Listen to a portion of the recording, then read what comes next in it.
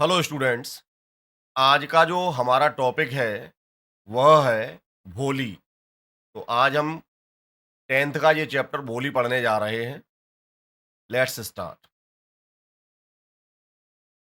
From her very childhood Bholi was neglected at home. From her very childhood, अपने बचपन से ही भोली वॉज निग्लेक्टेड एट होम। भोली को घर पर शुरू से ही नकारा गया, उसकी उपेक्षा की गई। Why did her teacher take special interest in her. उसकी अध्यापिका ने उसमें विशेष रुचि क्यों ली।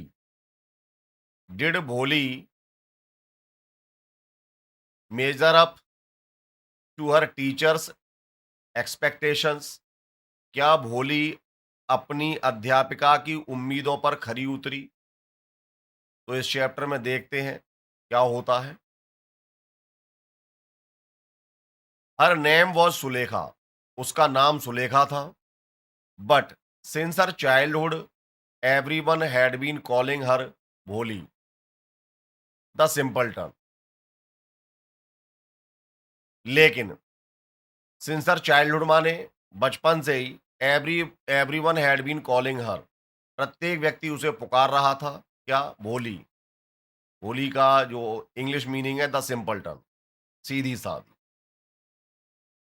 सी was the fourth daughter of numberdar Ramlal. वो नंबरदार रामलाल की चौथी पुत्री थी। फोर्थ डॉटर मीन्स चौथी पुत्री। When she was 10 months old, जब वो 10 महीने की थी, she had fallen off the cot on her head and perhaps it had damaged some part of her brain। वो खटिया पर से गिर गई और शायद उसके सिर के सिर का कोई जो ब्रेन का कोई पार्ट था, हिस्सा था, वो डैमेज हो गया। That was why she remained a backward child. और यही कारण था कि वह एक पिछड़ी हुई बालिका बन गई। मंद बुद्धि कहेंगे जिसको। बैकवर्ड का मतलब हो जाएगा यहाँ पे मंद बुद्धि। And came to be known as Bholi the simpleton. और केम टू बी नोन माने जानी जाने लगी, किसके तौर पर? भोली। तो लोग उसको क्या कहते हैं? भोली का यहाँ पे सेंस है बुद्धू। है ना? अपने घर में आपने कई बार कहते ना कि वो तो बुद्धू है, बेवकूफ है ना? तो जो आज की दुनिया में जो बेवकूफ हैं उन्हीं को लोग भोला कहते हैं, अदरवाइज किसी को भोला नहीं कहते। तो Bholi the simpleton. At birth the child was very fair and pretty. जन्म के समय द चाइल्ड माने ये बच्ची बहुत ही गोरी और सुंदर थी। But when she was 2 years old, लेकिन जब वो 2 साल की हुई, she had an attack of smallpox. तो उस पे जो स्मॉल पॉक्स है, चेचक की बीमारी का हमला हुआ।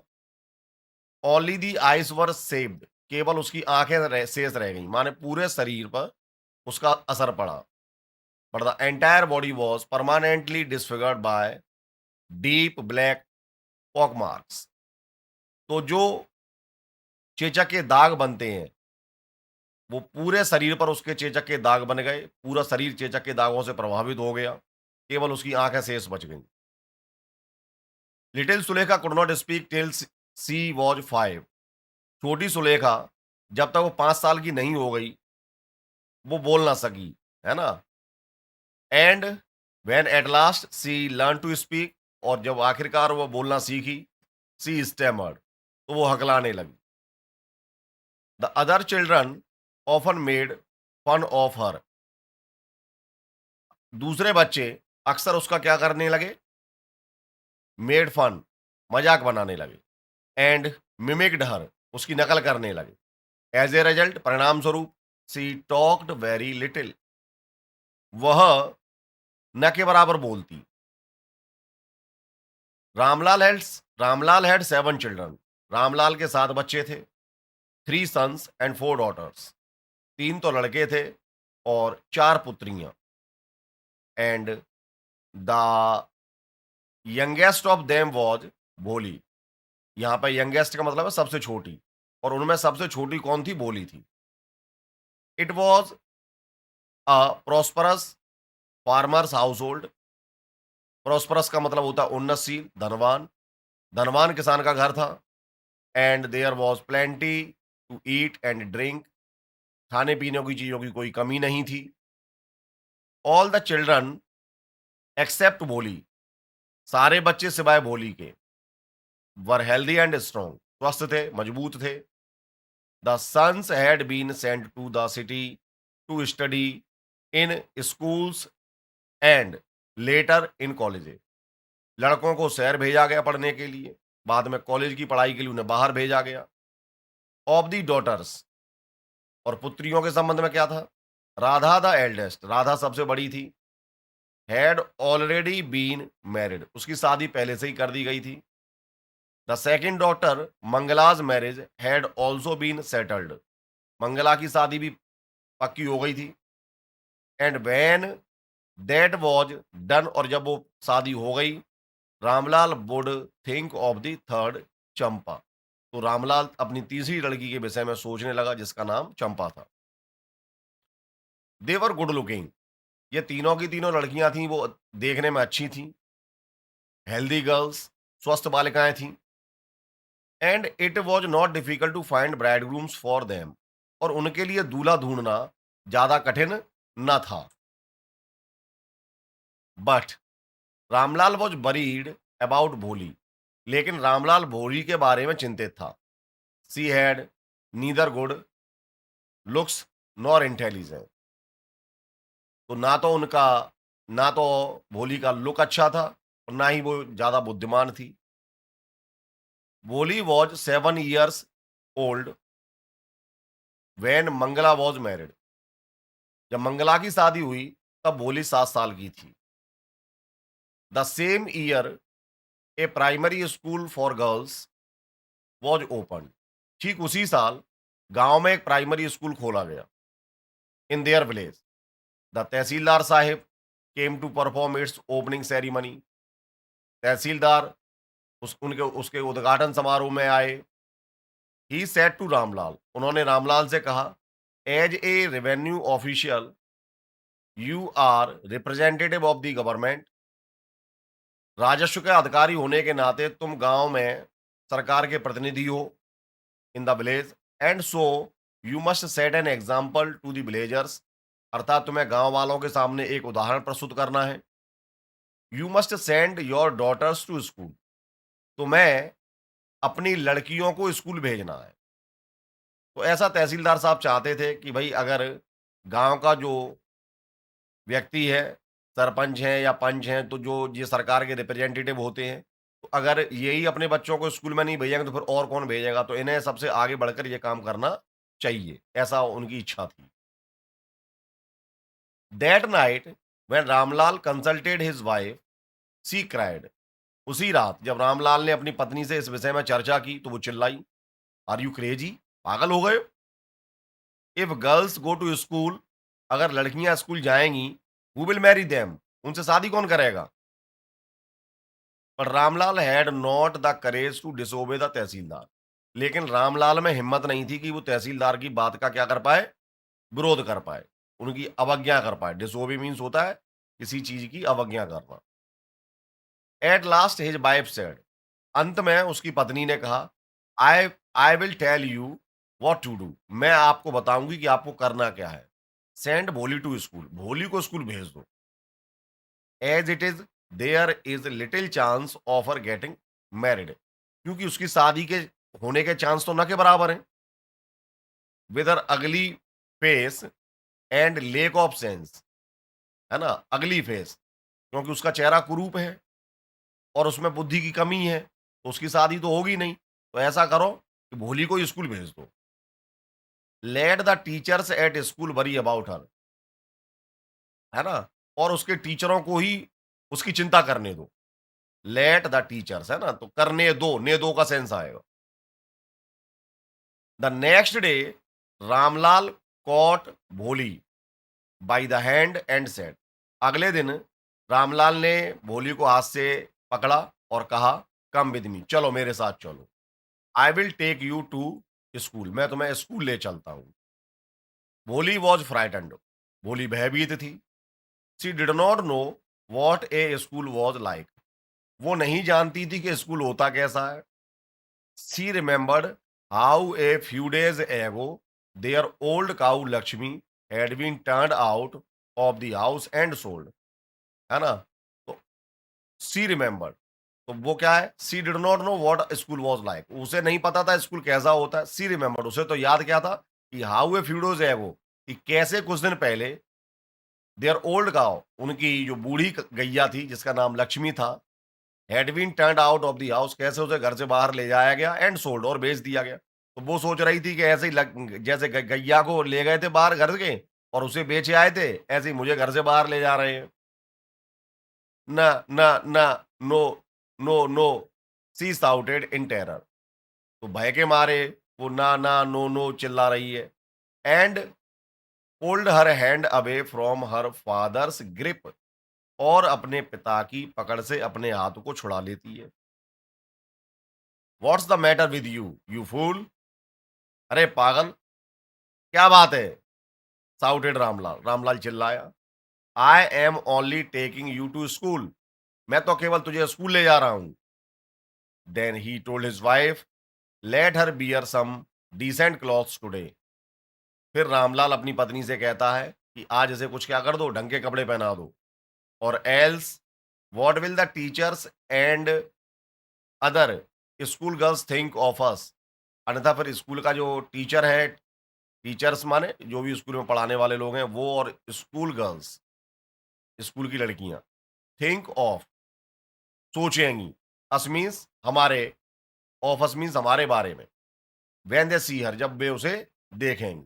तो रामलाल को ये चिंता है कि जब भोली स्कूल जाएगी गंदे संदे कपड़ों में, तो गांव के बच्चे हैं और स्कूल के अध्यापक हैं, वो बच्ची के बारे में क्या सोचेंगे, तो इस चक्कर में वो अपनी पत्नी से कहता है कि आज इसे क्या कर दो, नए कपड़े पहना दो।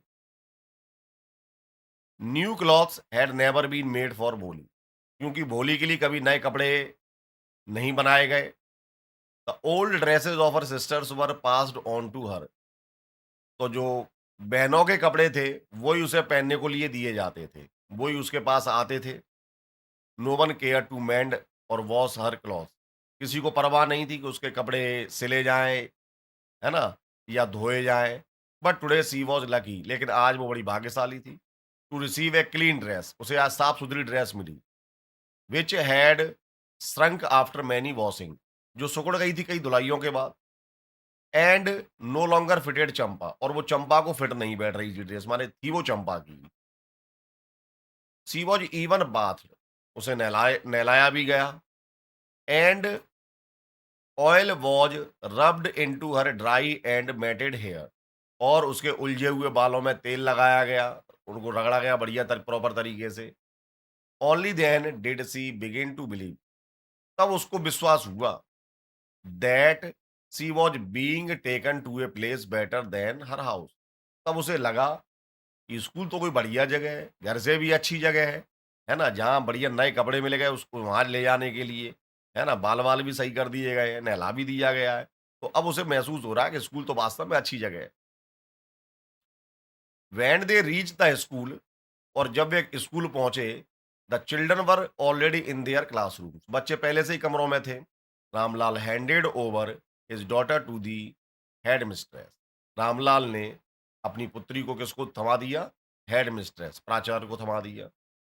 Left alone, the poor girl looked about her with fear laden eyes, तो जब उसको जैसे ही पिता ने अकेला छोड़ा, तो जो बेचारी लड़की थी वो क्या हो गई, उसकी आंखों में भय व्याप्त है। देयर वर सेवरल रूम्स, कई कमरे थे। And in each room girls like her squatted on mats, और उस जैसी लड़कियां, मैट्स माने चटाइयां, स्क्वाटेड माने आलती पालती मार के बैठना, उन पर आलती पालती मारकर बैठे हुई थी। रीडिंग फ्रॉम बुक्स, किताबों से पढ़ रही थी और राइटिंग ऑन स्लेट्स, स्लेट पर लिख रही थी। The headmistress asked Bholi to sit down in a corner in one of the classrooms. तो हेडमिस्ट्रेस ने कहा कि कोने में जाके बैठ जाओ किसी भी कमरे में, जितने भी कमरे उनमें से किसी एक में। वोली did not know what exactly A school was like. वोली को नहीं पता था कि स्कूल होता कैसा है, व्हाट हैपेंड देयर, वहाँ क्या होता है। बट शी वाज ग्लैड, लेकिन वो खुश थी to find so many girls, इतनी सारी लड़कियों को वहाँ पाकर, ऑफ हर ओन एज, अपनी ही एज ग्रुप की, प्रेजेंट देयर, जो वहाँ पर उपस्थित थी। शी होप्ड, उसने आशा की, that one of these girls might become her friend, कि इतनी सारी लड़कियों में से एक ने एक तो उसकी क्या बन जाएगी, सहेली, दोस्त बन जाएगी। The lady teacher who was in the class, lady teacher जो कि कक्षा में थी, वॉज सेइंग, कह रही थी, समथिंग टू दी गर्ल्स, लड़कियों से, बट भोली कुड अंडरस्टैंड नथिंग, लेकिन भोली को कुछ समझ में नहीं आया।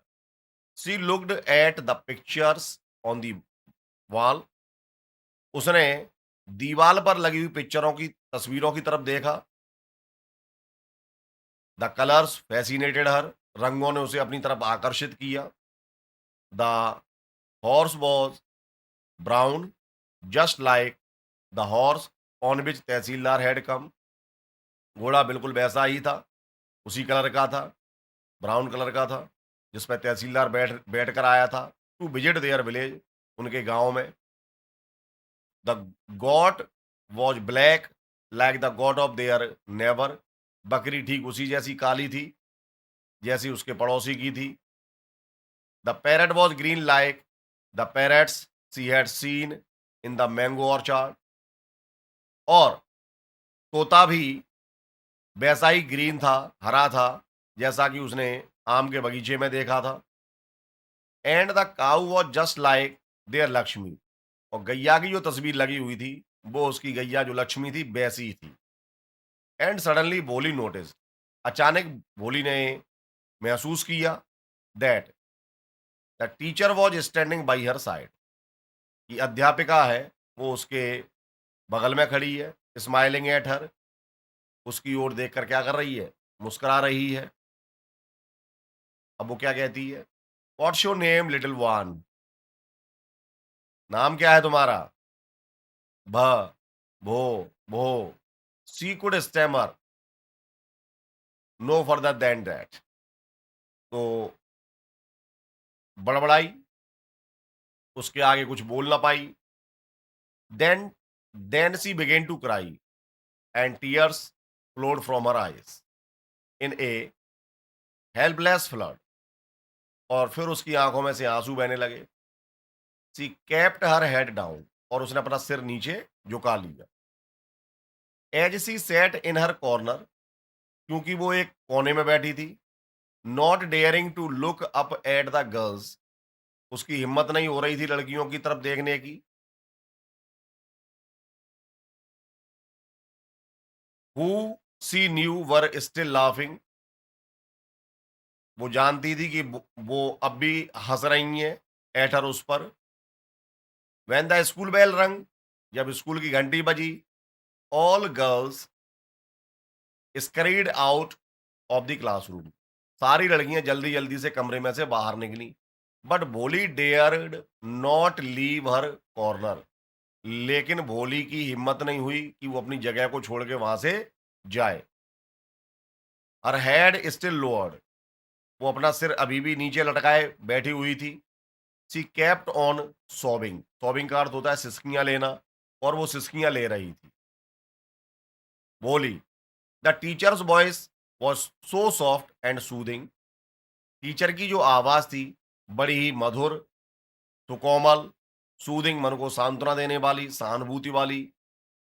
इन all her life she had never been called like that, पूरी लाइफ में जो भी उसकी थी, इतने प्यार से किसी ने उसे नहीं बुलाया था। इट टच्ड हर हर्ट, इसने इसने उसके हृदय को छू लिया। Get up said the teacher, teacher ने कहा खड़ी हो जाओ।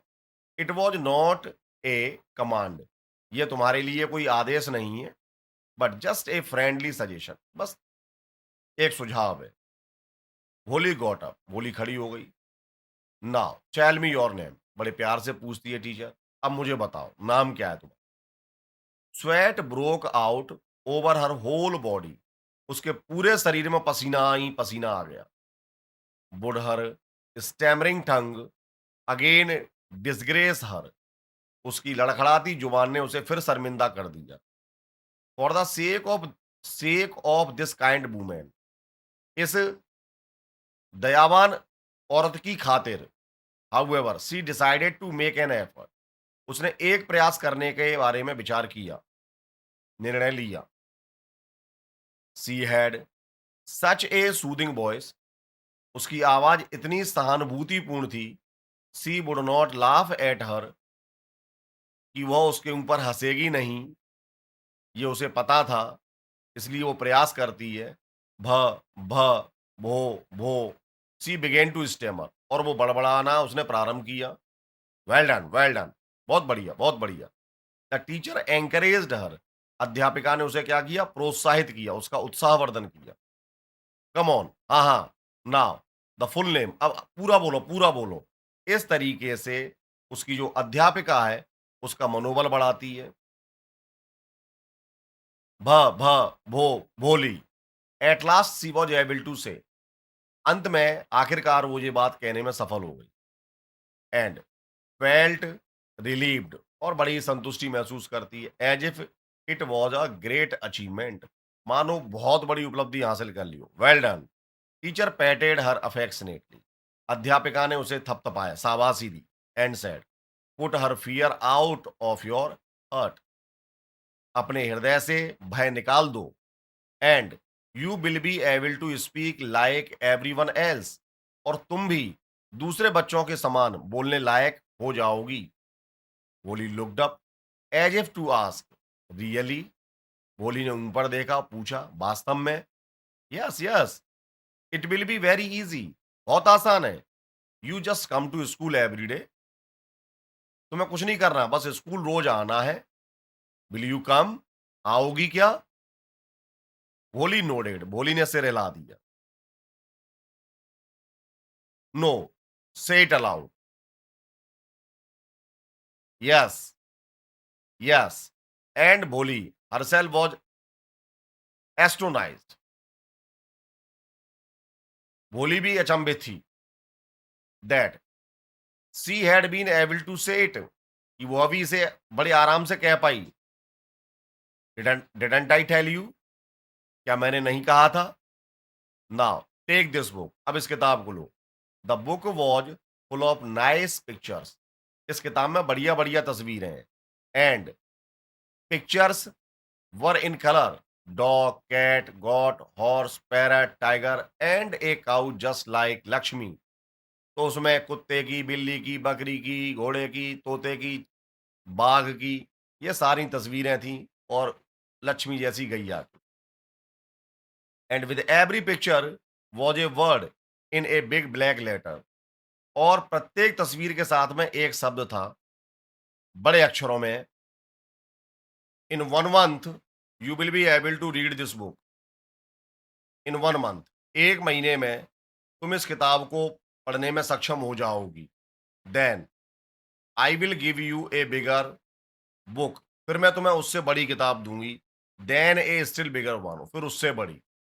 इन time you will be more learned. और कुछ ही समय में तुम बहुत सीख जाओगी। Than anyone else in the village.